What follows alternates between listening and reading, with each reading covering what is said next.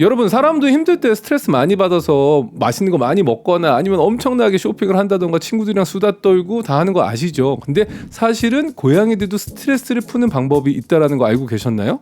고양이들도 스스로 스트레스를 풀려고 상당한 노력을 하고 있고, 고양이의 삶이 쉬워 보이지만 상당히 스트레스에 많이 노출되어 있기 때문에 오늘은 고양이가 스트레스가 심해졌을 때 생기는 문제 행동, 그리고 어떻게 하면 스스로 스트레스를 풀려고 노력하는지, 그리고 우리가 이거를 어떻게 하면 예방하고 수의사하고 상담해서 치료까지 할 수 있는지에 대해서 한번 이야기해 볼까 해요. 고양이들은 스트레스에 취약하다라는 걸 모르시는 분도 있고 아시는 분들도 있겠지만, 집사라고 한다면은 알고 계실 거예요. 고양이는 물 마실 때도 되게 조심스러워 할 만큼 스트레스에 취약하고, 뭐 공사 소음 때문에 병원에 오는 아이들도 있을 만큼 스트레스에 취약한 동물인데요. 이렇게 스트레스를 받을 때 여러 가지 대표적인 문제 행동을 하는 경향이 있습니다. 첫 번째, 과도한 스트레스로 인해서 보이는 문제 행동은 바로 과도한 그루밍이에요. 보통 일반적인 그루밍이야 자기가 밥을 먹거나 사냥을 끝내고 하는 그루밍, 청결과 본인들의 생존을 위해서 하는 행동이라고 치지만, 이게 과도하게 되면은 특정 부위가 털이 많이 빠진다던가 염증이 생겨서 오는 경우도 많습니다. 두 번째는 아시는 분도 있고 모르시는 분들도 있지만 어려운 말이긴 해요. 지각과민 증후군이라고 있어요. 이게 뭐냐면 몸이 과하게 예민해지면서 갑자기 자신의 등을 핥거나 특정 부위를 물기도 하는 행동이고요. 특히나 이제 물결 무늬의 등 꿀렁거림이 있는 것도 특징이라고 보시면 됩니다. 과도한 스트레스로 아이들이 지각과민 증후군이라고 하는 문제 행동이 생길 경우에는 가만히 있지 못하고 갑자기 다리를 막 턴다던가, 자기의 발톱을 막 뜯는다던가, 꼬리 쪽을 계속 쳐다본다던가, 꼬리를 계속 팔락팔락 흔든다던가, 아니면 등 꿀렁거림이라고 하는 소견들이 보인다던가. 그래서 저희가 이 질환을 설명할 때는 안달난 고양이 증후군이라고도 하죠. 세 번째로 고양이가 보이는 문제 행동 중에 하나는 많은 분들이 놓치는 부분 중에 하나인데, 바로 이식증, 먹으면 안 되는 것을 뜯어먹는 것도 고양이가 스트레스 받을 때 나오는 문제 행동이에요. 특히나 이식증이라고 하면은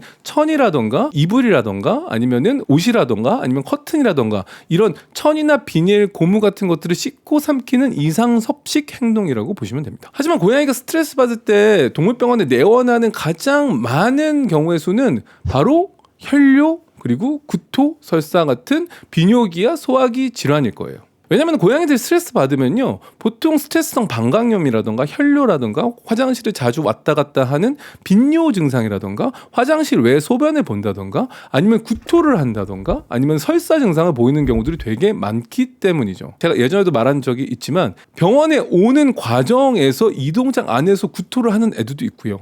그 다음에 스트레스를 너무 많이 받아서 소변을 정상적으로 보다가 방광염이 생겨서 화장실 안에서 핏자국이 보이는 경우들도 많습니다. 물론 이렇게 확연하게 문제 행동이 보여서 동물병원에 데려오시는 경우도 있지만, 고양이 나름대로 고양이가 스스로 받는 스트레스를 풀려고 정말 많은 노력을 하고 있거든요.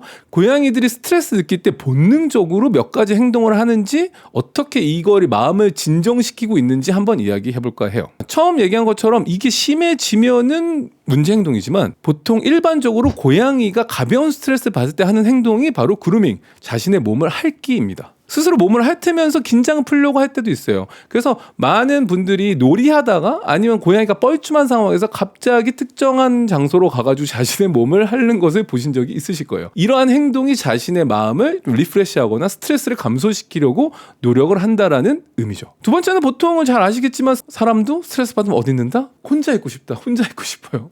라는 행동을 하잖아요. 그래서 조용한 곳에 고양이가 숨어있는 행동이에요. 특히나 침대 밑이라던가 소파 밑이라던가 아니면 옷장 속에도 오랫동안 폐쇄적이고 조용한 공간에서 안정감을 찾으려고 노력하는 것을 볼 수가 있어요. 세 번째는 잘 아시다시피 고양이는 수직 공간, 자신의 몸을 회피할 수 있고 가장 높은 곳에서 상황을 주시하는 것 또한 스트레스를 푸는 방법 중에 하나입니다. 그래서 고양이가 높은 곳에 올라가서 주변을 한눈에 바라보고 있다던가, 그 상황에서 아무도 나를 건드리지 못한다라는 안정감이 든다면은 이것 또한 스트레스를 푸는 행동 중에 하나라고 보시면 돼요. 네 번째는 바로 놀이예요. 고양이가 자기 스트레스를 풀기 위해서, 사람도 마찬가지잖아요. 내가 스트레스 받으면 친구들 만나서 술 마시고 클럽 가고 아니면 카페 가고 여행 가고 이렇게 내가 리프레시를 하는 것처럼 고양이 또한 사냥놀이, 놀이를 통해서 자신의 스트레스를 해소하려는 경향이 있다고 보시면 돼요. 사냥 본능을 자극하는 여러 가지 놀이를 제공한다라는 거는 스스로 할 수도 있고요. 퍼즐 장난감이라던가 행동 유발 장난감 찾아서 먹는 것들을 이용해서 놀든 보호자가 개입해서 집사분들이 개입해서 같이 놀아주는 행동을 한다면은 스트레스를 많이 풀 수 있게 되죠.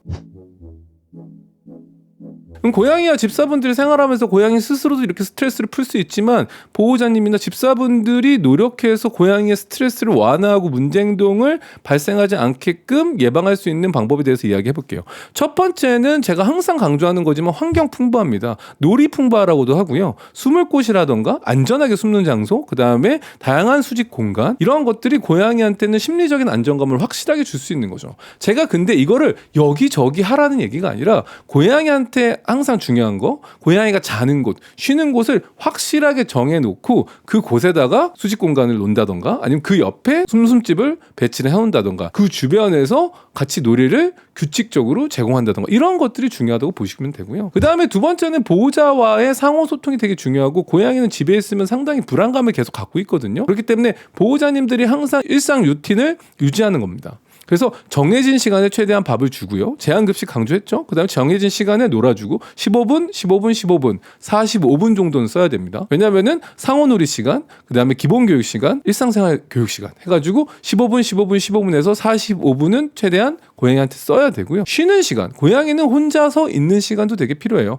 그렇기 때문에 고양이에게 쉬는 시간도 일정하게 유지하면 훨씬 안정감을 가질 수가 있죠. 물론 이러한 것도 노력을 했음에도 불구하고 아이가 만약에 계속 뭐 과도한 할기라던가 이식증이라던가 너무 숨어만 있는다던가 뭐 구토나 설사 아니면 혈뇨를 보인다면 당연히 동물병원에 데려와서 담당 수의사하고 상담을 통해서 신경안정제나 항불안제를 처방받는 것도 하나의 방법이 될 수 있습니다. 그런데 이거는 마지막에 얘기한 건 너무 심각한 경우겠죠? 너무 증상이 심해서 문제 행동이 많이 발현됐었기 때문에. 그래서 제가 또 마지막으로 설명드리고 싶은 방법은 먹는 사료를 통해서도 이러한 것들이 예방이 이제 가능한 시대가 됐다라는 거예요. 아까 제가 처음에 얘기했지만 고양이가 스트레스 받을 때 많이 보이는 증상이 다빈도 순으로 보면은 일단은 방광염, 스트레스성 방광염, 혈뇨, 그 다음에 구토, 설사 같은 것들이 있었거든요. 그래서 많은 보호자분들이 스트레스 문제를 해결하기 위해서 고양이 급식 방법을 바꾼다던가 아니면은 환경을 바꾼다던가 이러한 노력들을 하는데 보통 제가 많이 처방하는 대표적인 사료가 저희 그레이스 고양이병원 다니신 분들은 다 알고 계실 거예요.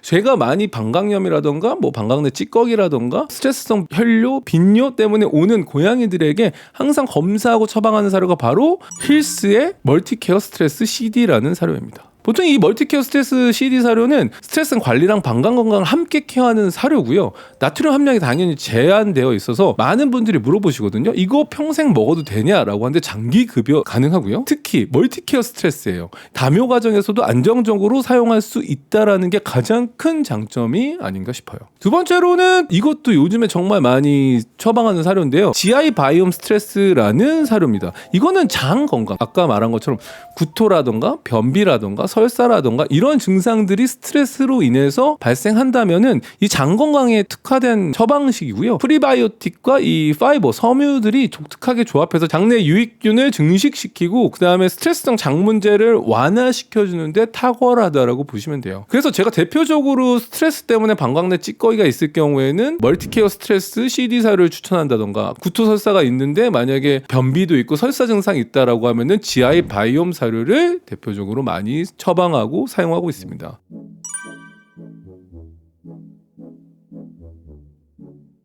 근데 이 사료는요, 이 문제가 있다고 자가진단으로 구비하시면 고양이한테 맞지 않을 수도 있고 오히려 상태를 악화하실 수도 있으니까 병원에서 꼭 수의사 선생님하고 진단을 받은 다음에 그에 맞는 사료를 처방받아야지 가장 안전하고 효과적으로 사용할 수 있다라는 거 명심해 주셔야 될 것 같아요. 그렇기 때문에 이 힐스의 스트레스 관리 사료는 꼭 수의사의 처방을 통해서 급여하셔야 된다는 것을 기억해 주셨으면 좋겠습니다.